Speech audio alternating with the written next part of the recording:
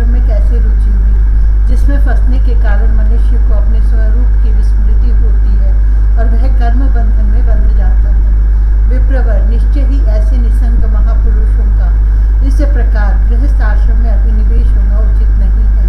इसमें किसी प्रकार का संदेह नहीं कि जिनका चित्त पुण्य कीर्ति श्री हरि के चरणों की शीतल छाया का आश्रय लेकर शांत हो गया है, उन महापुरुषों की कुटुंब आदि में कभी आसक्ति नहीं हो सकती। ब्राह्मण, मुझे इस बात का बड़ा संदेह है कि महाराज प्रियव्रत ने स्त्री, घर और पुत्र आदि में आसक्त रहकर भी किस प्रकार सिद्धि प्राप्त कर ली और क्यों कर उनकी भगवान श्री कृष्ण में अविचल भक्ति हुई। श्री सुखदेव जी ने कहा, राजन, तुम्हारा कथन बहुत ठीक है। जिनका चित्त पवित्र कीर्ति श्री हरि के परम मधुर चरण कमल मकरंद के रस में सराबोर हो गया है, वे किसी विघ्न बाधा के कारण रुकावट आ जाने पर भी भगवत भक्त परमहंसों के प्रिय श्री वासुदेव भगवान की कथा श्रवण रूपी परम कल्याणमय मार्ग को प्रायः छोड़ते नहीं। राजन, राजकुमार प्रियव्रत बड़े भगवत भक्त थे। श्री नारद जी के चरणों की सेवा करने से उन्हें सहज में ही परमार्थ तत्व का बोध हो गया था। वे ब्रह्म सत्र की दीक्षा निरंतर ब्रह्माभ्यास में जीवन बिताने का नियम लेने वाले ही थे कि उसी समय उनके पिता स्वयंभू मनु ने उन्हें पृथ्वी पालन के लिए आए हुए सभी श्रेष्ठ गुणों से पूर्णतया संपन्न देख राज्य शासन के लिए आज्ञा दी। किंतु प्रियव्रत अखंड समाधि योग के द्वारा अपनी सारी इंद्रियों और क्रियाओं को भगवान वासुदेव के चरणों में ही समर्पण कर चुके थे। अतः पिता की आज्ञा किसी प्रकार उल्लंघन करने योग्य न होने पर भी यह सोचकर कि राज्य अधिकार पाकर मेरा आत्मस्वरूप स्त्री पुत्र आदि असत प्रपंच से आच्छादित हो जाएगा, राज्य और कुटुंब की चिंता में फंसकर मैं परमार्थ तत्व को प्रायः भूल जाऊंगा, उन्होंने उसे स्वीकार न किया। आदि देव स्वयंभू भगवान ब्रह्मा जी को निरंतर इस गुणमय प्रपंच की वृद्धि का ही विचार रहता है।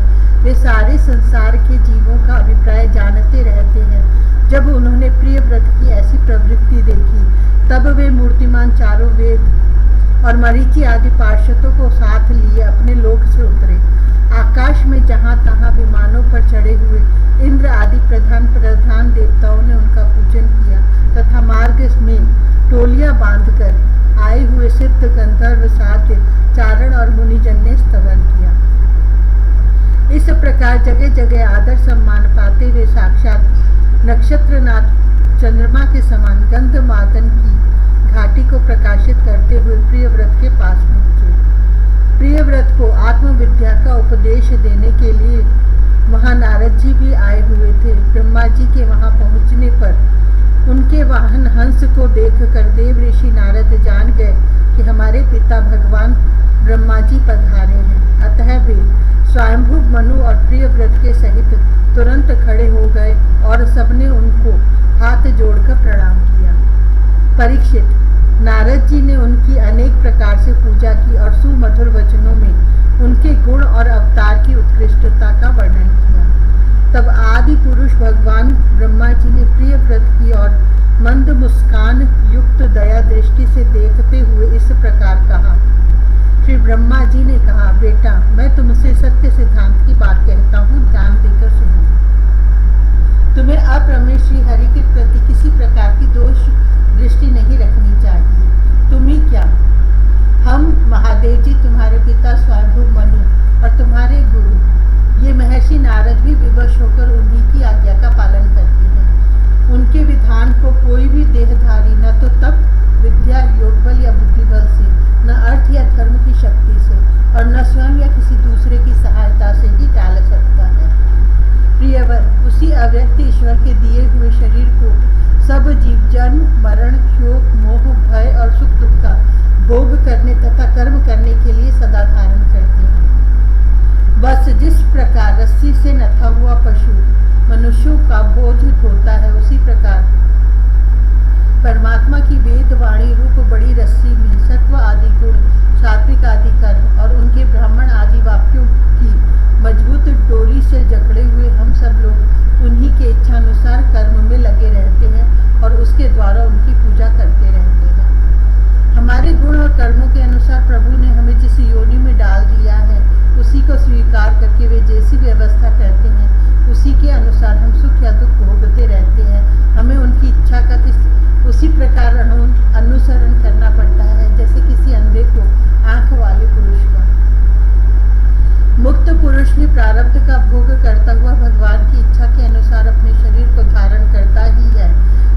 वैसे ही जैसे मनुष्य की निद्रा टूट जाने पर भी स्वप्न में अनुभव किए हुए पदार्थों का स्मरण होता है। इस अवस्था में भी उसको अभिमान नहीं होता और विषय वासना के जिन संस्कारों के कारण दूसरा जन्म होता है उन्हें वह स्वीकार नहीं करता।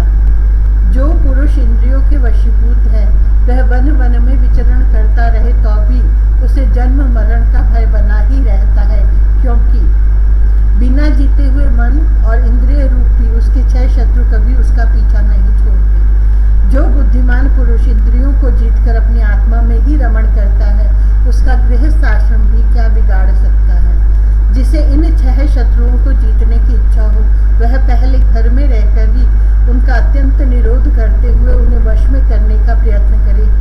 किले में सुरक्षित रहकर लड़ने वाला राजा अपने प्रबल शत्रुओं को भी जीत लेता है। फिर जब इन शत्रुओं का बल अत्यंत क्षीण हो जाए तब विद्वान पुरुष इच्छानुसार विचर सकता है। तुम यद्यपि श्री कमल नाम भगवान के चरण कमल की कली रूप किले के आश्रित रहकर इन 6 शत्रुओं को जीत चुके हो तो भी पहले उन पुराण पुरुष के दिए हुए भोगों को भोगो, इसके बाद निसंग होकर अपने आत्मस्वरूप में स्थित हो जाना। श्री सुखदेव जी कहते हैं, जब त्रिलोकी के गुरु श्री ब्रह्मा जी ने इस प्रकार कहा तो परम भागवत प्रियव्रत ने छोटे होने के कारण नम्रता से सिर झुका लिया और जो आज्ञा ऐसा कहकर बड़े आदर पूर्वक उनका आदेश शिरोधार्य किया। तब स्वयंभू मनु ने प्रसन्न होकर भगवान ब्रह्मा जी की विधिवत पूजा की। इसके पश्चात वे मन और वाणी के अविषय अपने आश्रय तथा सर्व व्यवहारातीत पर ब्रह्म का चिंतन करते हुए अपने लोक को चले गए। इस समय प्रियव्रत और नारद जी सरल भाव से उनकी ओर देख रहे थे। मनु जी ने इस प्रकार ब्रह्मा जी की कृपा से अपना मनोरथ पूर्ण हो जाने पर देव ऋषि नारद की आज्ञा से प्रियव्रत को संपूर्ण भूमंडल की रक्षा का भार सौंप दिया और स्वयं विषय रूपी विशाले जल से भरे हुए गृहस्थ आश्रम रूपी दुस्तर जलाशय की भोगेच्छा से निवृत्त हो गए। अब पृथ्वीपति महाराज प्रियव्रत भगवान की इच्छा से राज्य शासन के कार्य में नियुक्त हुए, जो संपूर्ण जगत को बंधन से छुड़ाने में अत्यंत समर्थ है। उन आदि पुरुष श्री भगवान के चरण युगल का निरंतर ध्यान करते रहने से यद्यपि उनके राग आदि सभी मल नष्ट हो चुके थे और उनका हृदय भी अत्यंत शुद्ध था, तथापि बड़ों का मान रखने के लिए वे पृथ्वी का शासन करने लगे। तदंतर उन्होंने प्रजापति विश्वकर्मा की पुत्री बहिष्मती से विवाह किया। उससे उनके 10 पुत्र हुए। वे सब उन्हीं के समान शीलवान, गुणी, कर्मनिष्ठ, रूपवान और पराक्रमी थे। उनसे छोटी ऊर्जस्वती नाम की एक कन्या भी हुई। पुत्रों के नाम आग्निद्र, इद्मजिह्व, यज्ञबाहु, महावीर, हिरण्यरेता, घृतपृष्ठ, सवन, मेधातिथि, वीतिहोत्र और कवि थे। ये सब नाम अग्नि के भी हैं। इनमें कवि, महावीर और सवन ये 3 नैष्ठिक ब्रह्मचारी हुए। इन्होंने बाल्यावस्था से आत्मविद्या का अभ्यास करते हुए अंत में संन्यास आश्रम ही स्वीकार किया। इन निवृत्ति परायण महर्षियों ने संन्यास आश्रम में ही रहते हुए समस्त जीवों के अधिष्ठान और भव बंधन से डरे हुए लोगों का आश्रय देने वाले भगवान वासुदेव के परम सुंदर चरणान बिंदों का निरंतर चिंतन किया। उससे प्राप्त हुए अखंड एवं श्रेष्ठ भक्ति योग से उनका अंतःकरण सर्वथा शुद्ध हो गया और उसमें श्री भगवान का आविर्भाव हुआ। तब देह आदि जी उपाधि की निवृत्ति हो जाने से उनकी आत्मा की संपूर्ण जीवों के आत्मभूत प्रत्येक आत्मा में एक ही भाव से स्थिति हो गई। महाराज प्रियव्रत की दूसरी भार्या से उत्तम तामस और रैवत ये 3 पुत्र उत्पन्न हुए, जो अपने नाम वाले मनवंतरों के अधिपति हुए। इस प्रकार कवि आदि 3 पुत्रों के निवृत्ति परायण हो जाने पर राजा प्रियव्रत ने 11 अर्बुद वर्षों तक पृथ्वी का शासन किया। जिस समय वे अपनी अखंड पुरुषार्थमयी और वीर्यशालिनी भुजाओं से धनुष की डोरी खींचकर टंकार करते थे, उस समय डर के मारे सभी धर्मद्रोही न जाने कहाँ छिप जाते थे। प्राण प्रिया बृहस्पति के दिन दिन पढ़ने वाले आमोद प्रमोद और अभ्युत्थान आदि क्रीड़ाओं के कारण तथा उसके स्त्री जनोचित हाव भाव, लज्जा से संकुचित, मंद हास्य युक्त चितवन और मन को भाने वाले विनोद आदि से महामना प्रियव्रत विवेकहीन व्यक्ति की भांति आत्मविस्मृत से होकर सब भोगों को भोगने लगे। किंतु वास्तव में ये उनमें आसक्त नहीं थे। एक बार इन्होंने जब यह देखा कि भगवान सूर्य सुमेरु की परिक्रमा करते हुए लोकालोक पर्यंत पृथ्वी के जितने भाग को आलोकित करते हैं उसमें से आधा ही प्रकाश में रहता है और आधे में अंधकार छाया रहता है, तो उन्होंने इसे पसंद नहीं किया। तब उन्होंने यह संकल्प लेकर कि मैं रात को भी दिन बना दूंगा, सूर्य के समान ही वेगवान एक ज्योतिर्मय रथ पर चढ़कर द्वितीय सूर्य की ही भांति उनके पीछे पीछे पृथ्वी की 7 परिक्रमाएं कर डाली। भगवान की उपासना से इनका अलौकिक प्रभाव बहुत बढ़ गया था। उस समय इनके रथ के पहियों से जो लीकें बनी वे ही 7 समुद्र हुए, उनसे पृथ्वी में 7 द्वीप हो गए। उनके नाम क्रमशः जम्बू, प्लक्ष, शाल्मली, कुश, क्रौंच, शाक और पुष्कर द्वीप है। इनमें से पहले पहल की अपेक्षा आगे आगे के द्वीप का परिमाण दूना है और ये समुद्र के बाहरी भाग में पृथ्वी के चारों ओर फैले हुए हैं। 7 समुद्र क्रमशः खारे जल, ईख के रस, मदिरा, घी, दूध, मट्टे और मीठे जल से भरे हुए हैं। ये 7 द्वीपों की खाइयों के समान हैं और परिमाण में अपने भीतर वाले द्वीप के बराबर हैं। इनमें से एक एक क्रमशः अलग अलग 7 द्वीपों को बाहर से घेर कर स्थित है। बहिष्मतिपति महाराज प्रियव्रत ने अपने अनुगत पुत्र आग्नित्र, इद्मजीव, यज्ञ बाहु, हिरण्य रेता, घृत पृष्ठ, मेधातिथि और वीतिहोत्र में से क्रमशः एक एक को उक्त जम्बू आदि द्वीपों में से एक एक का राजा बनाया। उन्होंने अपनी कन्या ऊर्जस्वती का विवाह शुक्राचार्य जी से किया और उसी से शुक्र कन्या देवयानी का जन्म हुआ। राजन जिन्होंने भगवत चरणार बिंदों की रज के प्रभाव से शरीर के भूख, प्यास, शोक, मोह और जरा मृत्यु इन 6 गुणों को अथवा मन के सहित 6 इंद्रियों को जीत लिया है, उन भगवत भक्तों का ऐसा पुरुषार्थ होना कोई आश्चर्य की बात नहीं है, क्योंकि वर्ण बहिष्कृत, चांडाल आदि नीच योनि का पुरुष भी भगवान के नाम का केवल एक बार उच्चारण करने से तत्काल संसार बंधन से मुक्त हो जाता है। इस प्रकार अतुलनीय बल पराक्रम से युक्त महाराज प्रियव्रत एक बार अपने को देव ऋषि नारद के चरणों की शरण में जाकर भी पुनः दैववश प्राप्त हुए प्रपंच में फंस जाने से अशांत सा देख मन ही मन विरक्त होकर इस प्रकार कहने लगे, अहो बड़ा बुरा हुआ, मेरी विषय लोलुप इंद्रियों ने मुझे इस अविद्या जनित विषम विषय रूप अंधकूप में गिरा दिया। बस बस बहुत हो गया, हाय मैं तो स्त्री का क्रीड़ा मृग ही बन गया।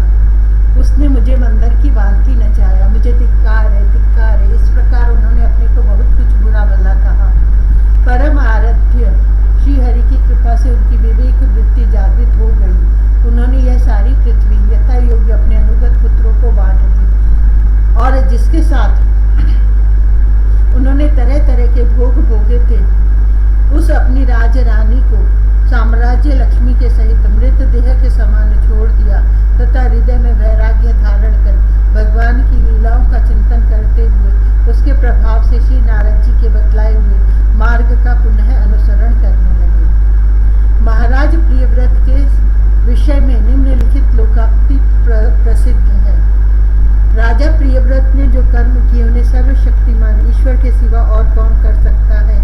उन्होंने रात्रि के अंधकार को मिटाने का प्रयत्न करते हुए अपने रथ के पहियों से बनी हुई लीकों से ही 7 समुद्र बना दिए, प्राणियों की सुविधा के लिए, जिससे उनमें परस्पर झगड़ा न हो। द्वीपों के द्वारा पृथ्वी के विभाग किए और प्रत्येक द्वीप में अलग अलग नदी, पर्वत और वन आदि से उसकी सीमा निश्चित कर दी। वे भगवत भक्त नारद आदि के प्रेमी भक्त थे। उन्होंने पाताल लोक के, देवलोक के, मर्त्यलोक के और मर्त्यलोक के तथा कर्म और योग की शक्ति से प्राप्त हुए ऐश्वर्य को भी नरक तुल्य समझा था।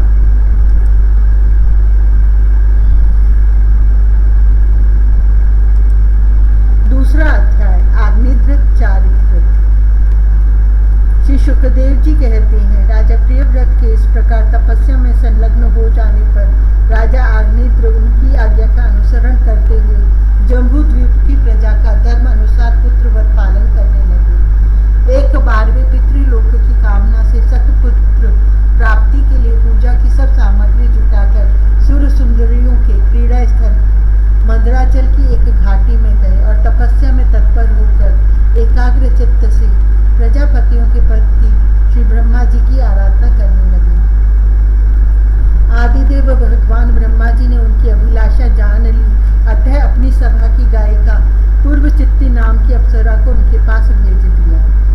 अग्निद्र जी के आश्रम के पास एक अति रमणीय उपवन था। वह अप्सरा उसी में विचरने लगी। उस उपवन में तरह तरह के सघन तरुवरों की शाखाओं पर स्वर्ण लताएं फैली हुई थी। उन पर बैठे हुए मयूर आदि कई प्रकार के स्थलचारी पक्षियों के जोड़े सुमधुर बोली बोल रहे थे। उनकी षडज आदि स्वर युक्त ध्वनि सुनकर सचेत हुए जल कुक्कुट, तारंडव एवं कालहंस आदि जल पक्षी भांति भांति से कूजने लगते थे। इससे वहां के कमल वन से सुशोभित निर्मल सरोवर गूंजने लगते थे। पूर्व चित्ती की विलासपूर्ण सुललित गतिविधि और पाद विन्यास की शैली से पद पद पर उसके चरण नुपुरों की झनकार हो उठती थी। उसकी मनोहर ध्वनि सुनकर राजकुमार आग्नेत्र ने समाधि योग द्वारा मूंदे हुए अपने कमल कली के समान सुंदर नेत्रों को कुछ कुछ खोलकर देखा तो पास ही उन्हें वह अप्सरा दिखाई दी। वह भ्रमरी के समान एक एक फूल के पास जाकर उसे सूंघती थी तथा देवता और मनुष्यों के मन और नयनों को आह्लादित करने वाली अपनी विलासपूर्ण गति, क्रीड़ा चापल्य, लज्जा एवं विनय युक्त चितवन, सुमधुर वाणी तथा मनोहर अंगावयवों से पुरुषों के हृदय में कामदेव के प्रवेश के लिए द्वारसा बना देती थी। जब वह हंस हंस कर बोलने लगती तब ऐसा प्रतीत होता मानो उसके मुख से अमृतमय मादक मधु झर रहा है। उसके निश्वास के गंध से मदांत होकर भौरे उसके मुख कमल को घेर लेते। तब वह उनसे बचने के लिए जल्दी जल्दी पैर उठाकर चलती तो उसके कुछ कलश, बेड़ी और करधनी हिलने से बड़े ही सुहावने लगते।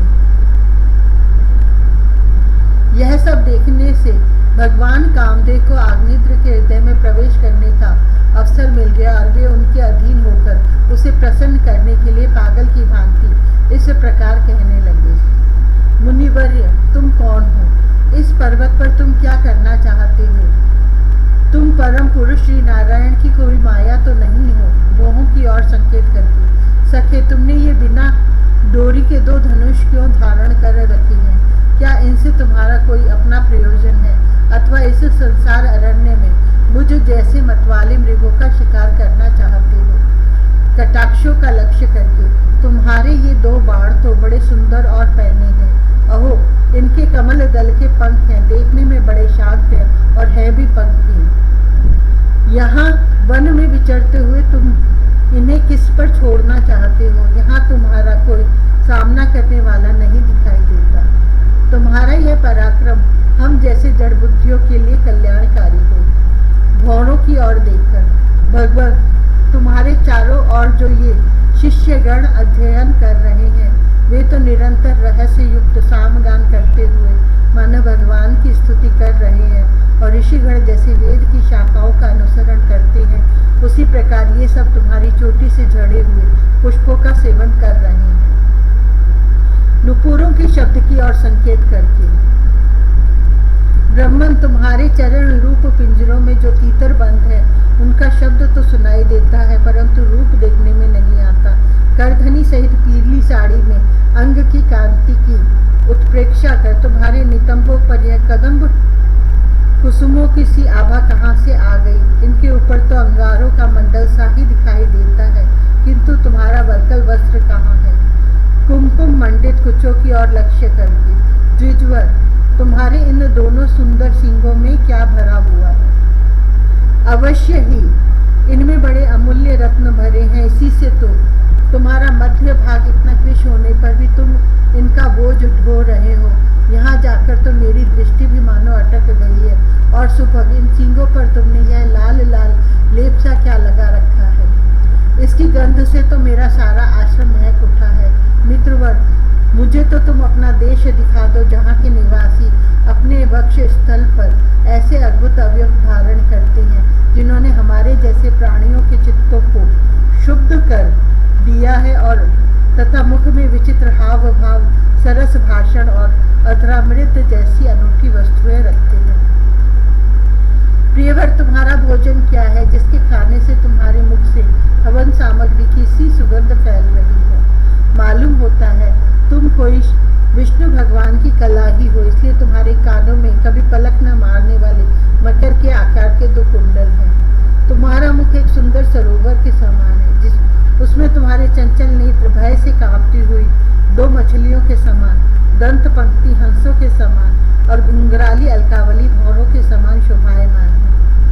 तुम जब अपने कर कमलों से थपकी मारकर इस गेंद को उछालते हो, तब यह दिशा विदिशाओं में जाती हुई मेरे नेत्रों को तो चंचल कर ही देती है, साथ साथ मेरे मन में भी खलबली पैदा कर देती है। तुम्हारा बांका जटाजूट खुल गया है, तुम इसे संभालते नहीं। अरे वह धूर्त वायु कैसा दुष्ट है, जो बार बार तुम्हारे नीवी वस्त्र को उड़ा देता है। तपोधन, तपस्या के तप को भ्रष्ट करने वाला यह अनूप रूप तुमने किस तप के प्रभाव से पाया है? मित्र, आओ कुछ दिन मेरे साथ रहकर तपस्या करो, अथवा कहीं विश्व विस्तार की इच्छा से ब्रह्मा जी ने ही तो मुझ पर कृपा नहीं की है। सचमुच तुम ब्रह्मा जी की ही प्यारी देन हो, अब मैं तुम्हें नहीं छोड़ सकता। तुम में तो मेरे मन और नयन ऐसे उलझ गए हैं कि अन्यत्र जाना ही नहीं चाहते। सुंदर सींगों वाले, जब तुम्हारा जहाँ मन हो मुझे भी वहीं ले चलो।